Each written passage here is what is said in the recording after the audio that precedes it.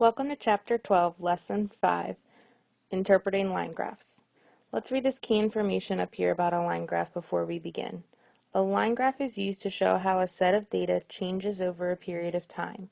This is really important because that's really the only time you want to use a line graph is to show change over time. So if it's not showing change over time, if it's showing categories or something else, you're going to use a different representation. Change over time is when you want to use a line graph. To make a line graph, you have to decide on a scale and interval that you're going to use, and then you're going to graph your pairs of data, like your XY coordinates, and draw a line to connect each point. So let's look at example 1. It asks us to make a line graph of the data of Earth's population. Describe the change in Earth's population from 1750 to 2000. So this table gives us this information of the years in the population. So the population we notice is in millions, okay? So in 1750 it was 790 million, and then in 2000, the last year that it has here, it's 6,080 million, okay? So really, if I'm looking at this, I need to determine a scale and interval that I'm going to use. So a scale, I know that I really need to go, my population is going to go from 0 to probably a little above your highest.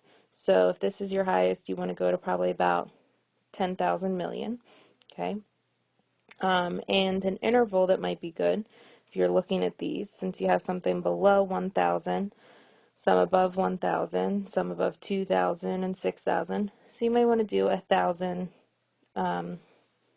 million as a reasonable scale. So you can see that they've done that here, okay? So you can see that interval, it starts at 0 and goes to 1,000. In the millions, you can just put that in your label on the side, 2,000, 3,000, 4,000, and so on. Okay. Now it's important to decide what's going to go on your X and your Y axis. So the year, that's what's your independent variable, or what's essentially being controlled. Okay. That's going to be your X axis. So you're going to label your X axis, okay, with years, and always keep them in an even interval of 50 years in between them, like they were given to you there, okay? Notice there's something here too, this little squiggle, that's called a break in the graph. So that's when you skip a bunch, okay?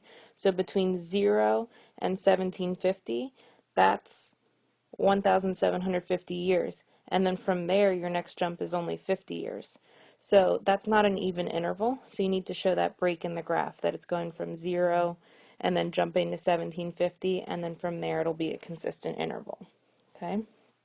Now the Earth's population, which is going to be on your y-axis, or your vertical one, you're going to label that as population in millions, and you're going to label your scale on the side there. Okay, so then you can plot the points that you get from your table, 1750 and 790, 1800 and 980, and so on and so forth, which they've done for you here. And then they can connect those points. You want to finish off by doing step 4, which is very important, to label the title with a graph. And a lot of times they may give you the title here, like in the chart of information, so it's just the Earth's population that you're looking at. Now, the part of the problem here, it said to describe the change in Earth's population from 1750 to 2000.